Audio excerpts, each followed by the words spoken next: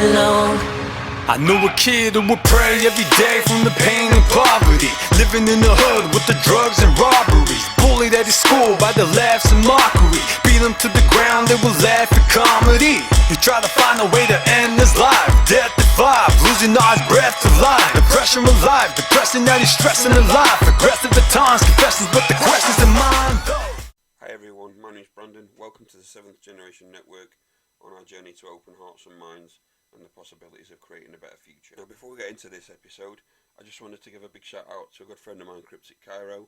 He's the lyrical talent behind my intro and my outro. If you get a moment, check out his work. The link to his music is in the description of my podcast.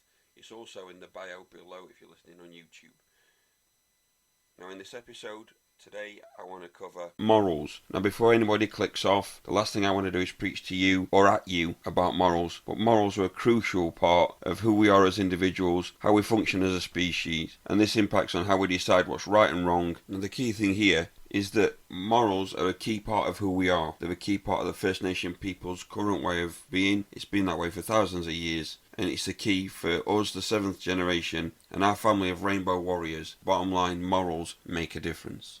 Given the global situations that we're facing in 2020, a pandemic, increased bigotry, normalised hatred, division, normalising racism, hatred being made acceptable, the devastating losses of people like George Floyd by a Minnesota police officer, and what this boils down to globally is that individuals are relying on the media and social media to make their decisions for them, making their judgments, effectively removing that person's responsibility for defining the morals that they live by. So I want you to think that through for a moment. Most people are actually handing their moral obligation and their moral responsibility to a digital network, to the people guiding and manipulating that network. So those people are being told what to think and they're accepting it. Now, a key factor in all this is that people's decisions and morality is being affected by what they read and what they see on social media. So what the media outlets put out decides how people think and feel and decides what they think is morally right. And I guess in that way people are no longer accountable because they're letting somebody else make the decision. You see, the thing is, with morals and morality, one of the key parts of First Nations social structures is that maintaining good, solid moral standing requires effort and individual accountability. Now, this is never going to be easy. It requires an individual to be consciously checking themselves mentally throughout each day. At first, it's a conscious check. After a while, it just becomes a subconscious thing, depending on the individual. Depends where you are on your path and how accepted you are of other people and how willing you are to cast out other judgments and morals that are put onto you by social media outlets, by social media platforms and other influences. Now, another important point is that humans and souls, the human soul is hinged on morality. The absolute fact is that when we as humans choose actions that put us in a dark place spiritually and emotionally, it makes us feel bad to whatever degree. This can then damage an individual's ability to uphold their own morality and to progress positively and to become a better person.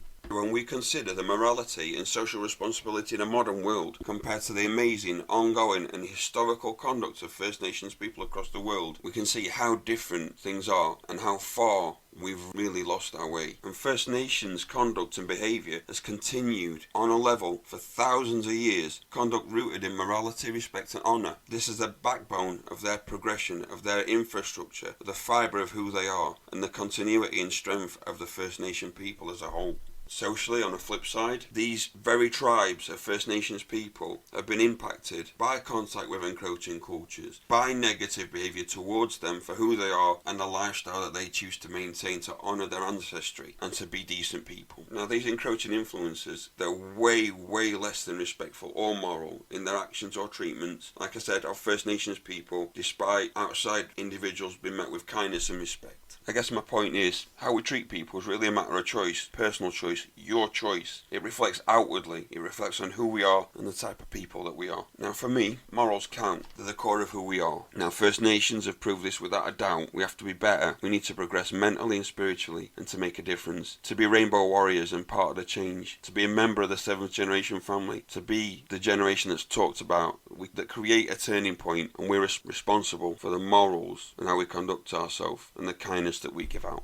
Ultimately, this is how we make a difference. For me, kindness, compassion, honesty and love, along with unity, will always win. So the next time that you see someone on the street, in a shop, before you make a judgment, just check yourself. Check yourself morally before you choose a negative reaction, before you choose judgment. Choose to smile, choose positivity, choose to improve your moral standing, choose to make a positive impact, even if it's just a small one. A smile, an acknowledgement. Make a conscious choice to do better and be better morally. Choose to contribute through positivity, positive action, even if it's the only positive thing that that person experiences in that day. You may have made a difference. So my challenge to you, look at your own morals, look at your own rights and wrongs. Find one or two small things that you can change to improve your positivity and your outlook, to change the way you act, or something you can improve and work on consciously to improve who you are and the path that you walk on. And remember, being strong in your morals and maintaining humanity is key. So until next time, be a part of the rainbow, shine your light, stay safe, and one love. I know you're victimized, brutalized, thinking about suicide, running cause they're coming and they're rushing, there's nowhere to hide. I know you're drugging, popping pills until you overdose, drowning your liver with liquor until you overflow. You can't contain the cocaine that is going up your nose, and Kristen with the method that wrecks it, just gotta let you know. We gotta stick together through all of the stormy weather.